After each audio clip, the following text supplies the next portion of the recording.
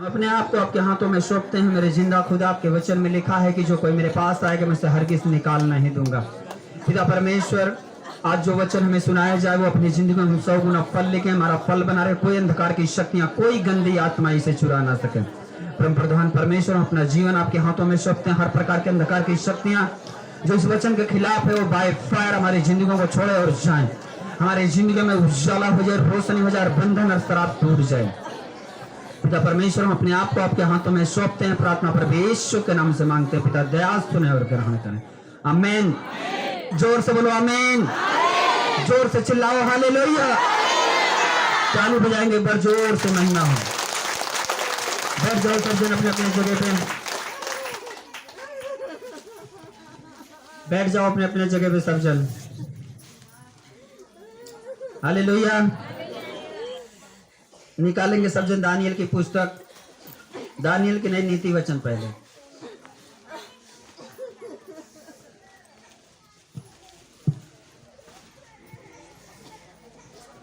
नीति वचन अध्याय 16 वचन नंबर 3। अपने अपने बाइबल में देखो, निकालो, टिक लगाओ, जिनको लिखना है लिखो। नीति वचन अध्याय 16 वचन नंबर 3। हालेलुया। ध्यान से समझना आज के वचन को। अगर से आप समझ गए तो बीमारी चाहे आपके शरीर में कुछ भी हो, प्रॉब्लम कुछ भी हो, आसान होगा पूर्ण रीति से छूटना। आमीन। हालेलुया। बीफे को कितना लोग आए थे? हाथ खड़ा करो बीफे को जो लोग आए थे। आपने देखा था क्या हुआ था? देखे थे कि नहीं देखे थे? जोर से बोलो हाँ या ना। पाए थे सब पवित्र आत्मा आग का बपतिस्मा? हालेलुया। तो अगर से सब लोग पवित्र आत्मा आग का बपतिस्मा पाए थे, शायद हमने ऐसा कभी नहीं देखा था जो हमने बीफे को देखा। हाँ या ना? हालेलुया। तो तैयार रहना है आज के लिए। आमीन। चंगाई बड़ी रीति के साथ में परमेश्वर ने दिया। पवित्र आत्मा का बपतिस्मा, आग का बपतिस्मा, सारी चीजें। हालेलुया। ये मीटिंग भी वही चल रहा है, पवित्र आत्मा आग का बपतिस्मा। हालेलुया। तो ठीक है, उसको पढ़ेंगे और आज आपको पता चलेगा कि आप कैसे अपने छुटकारे को, कैसे पवित्र आत्मा को, कैसे आप परमेश्वर का अभिषेक को ले सकते हैं। 16 का 3। अपने कामों को यहोवा पर डाल दे, इससे तेरी कल्पनाएं सिद्ध होंगी। बस। हालेलुया। इसको खोल के रखना जो भी मैंने आपको पढ़वाया है। निकालेंगे मत्ती की पुस्तक अध्याय 9 वचन नंबर 20। मत्ती की पुस्तक अध्याय 9 वचन नंबर 20 से अपने अपने बाइबल में देखना, उसको टिक लगाओ। हाँ, पढ़ेंगे उसे। 9 का 20 मत्ती। और देखो, एक स्त्री ने जिसको 12 वर्ष से लहू बहने का रोग था, पीछे से आकर उसके वस्त्र के आंचल को छू लिया, क्योंकि वह अपने में कहती थी, अपने मन में कहती थी, यदि मैं उसके वस्त्र ही को छू लूंगी तो चंगी हो जाऊंगी। बस। हालेलुया। एक 12 साल से लहू बहने वाली स्त्री अपने मन में एक दर्शन को देखती है, अपने दिमाग में एक दर्शन को रखती है कि अगर से मैंने यीशु मसीह के कपड़े को ही छू लिया तो मैं चंगी हो जाऊंगी। हालेलुया। किसी चीज के लिए अपने दिमाग में कल्पना करना। हालेलुया। नीति वचन में 16 के 3 में लिखा, अपने कामों को यहोवा पर डाल दे।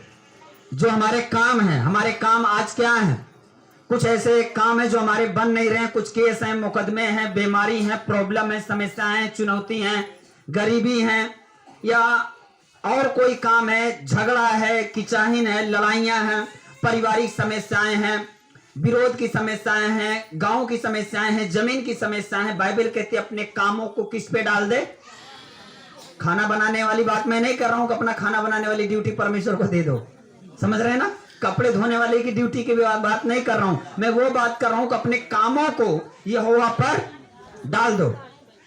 ये परमेश्वर का वचन कहता है कि अपने कामों को, आज हर एक व्यक्ति की जिंदगी में कोई ना कोई काम है। हर एक व्यक्ति किसी ना किसी काम को लेकर चिंतित है, दुखी है, परेशान है। चाहे वो गरीबी हो, बीमारी हो, श्राप हो, बंधन हो, अकेलापन हो, निराशा हो, दुष्ट आत्माएं से जकड़ा हो, श्राप हो, कुछ भी। लेकिन बाइबल बताती है कि अपने कामों को यहोवा पर डाल दो। जब हम अपने कामों को यहोवा पर डाल, इसमें लिखा अपने कामों को यहोवा पर डाल दे, इससे तेरी कल्पनाएं सिद्ध होंगी। पहली चीज, इसमें दो चीजें हैं, ध्यान से समझना। अपने कामों को यहोवा पर डाल दे।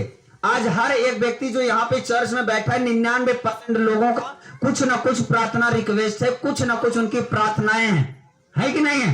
किसी को दुष्ट आत्मा से आजादी चाहिए, किसी को बांझपन से, किसी को लकोरिया की बीमारी, किसी को बाबासीर, किसी को पथरी, किसी का केस चल रहा है, किसी का मुकदमा चल रहा है, कोई अपना, किसी का पति पत्नी में नहीं जम रहा है, किसी के घर में कोई नशा कर रहा है।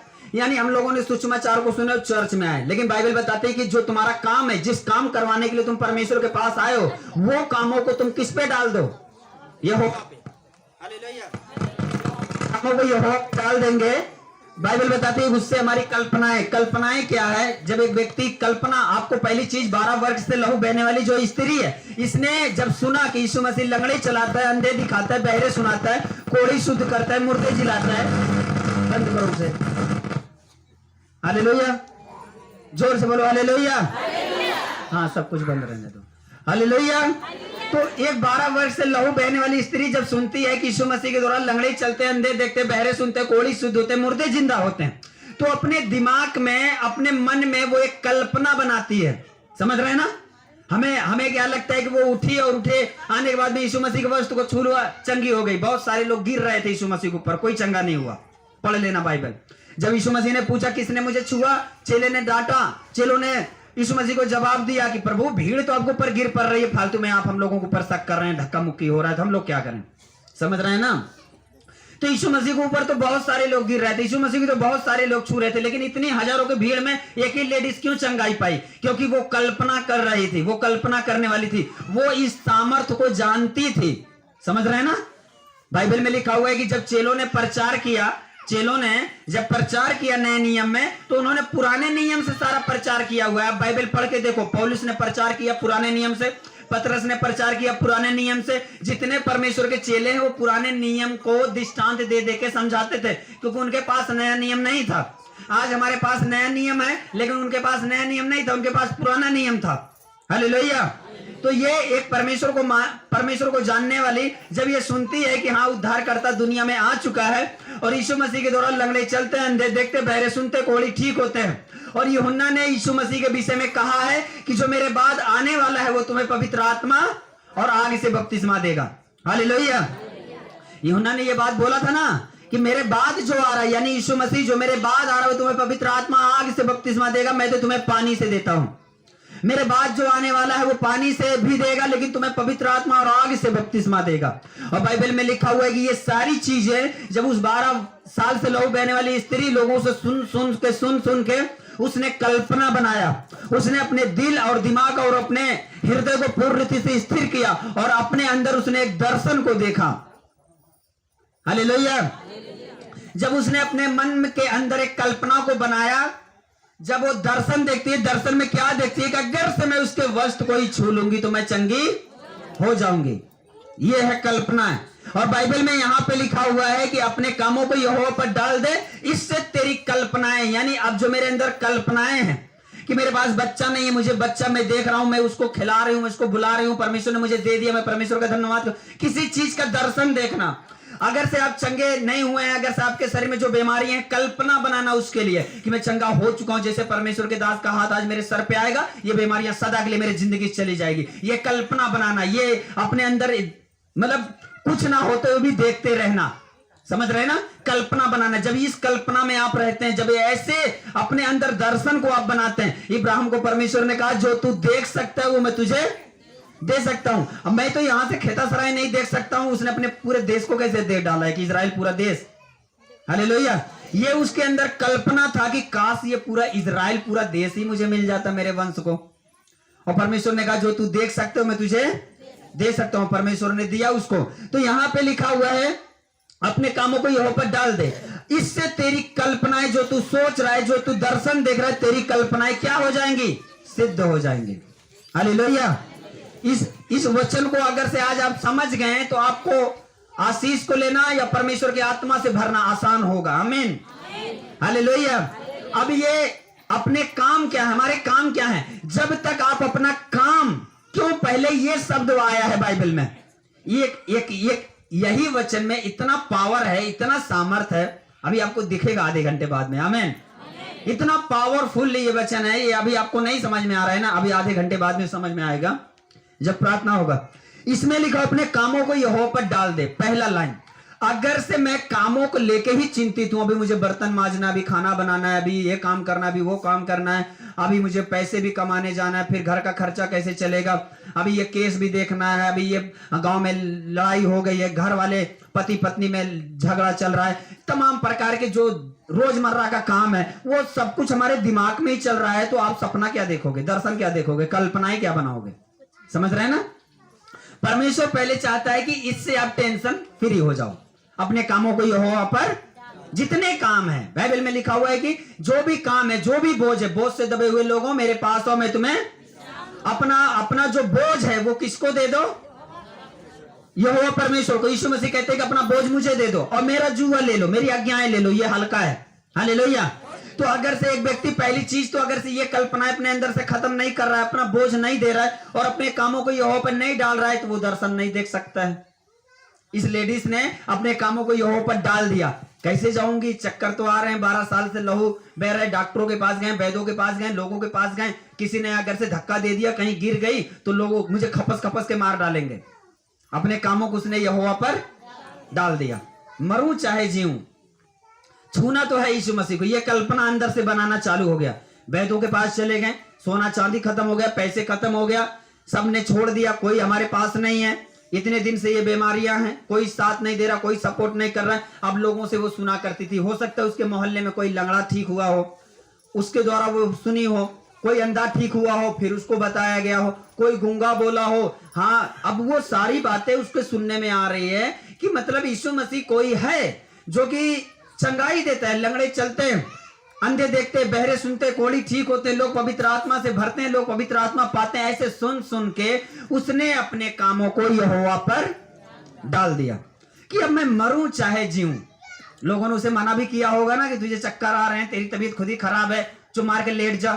अरे तू प्रार्थना कर यहोवा परमेश्वर से, अगर से वो यहोवा परमेश्वर की ओर से होगा यीशु मसीह, तो तेरे पास एक दिन खुद चल के आएगा। हाँ या ना?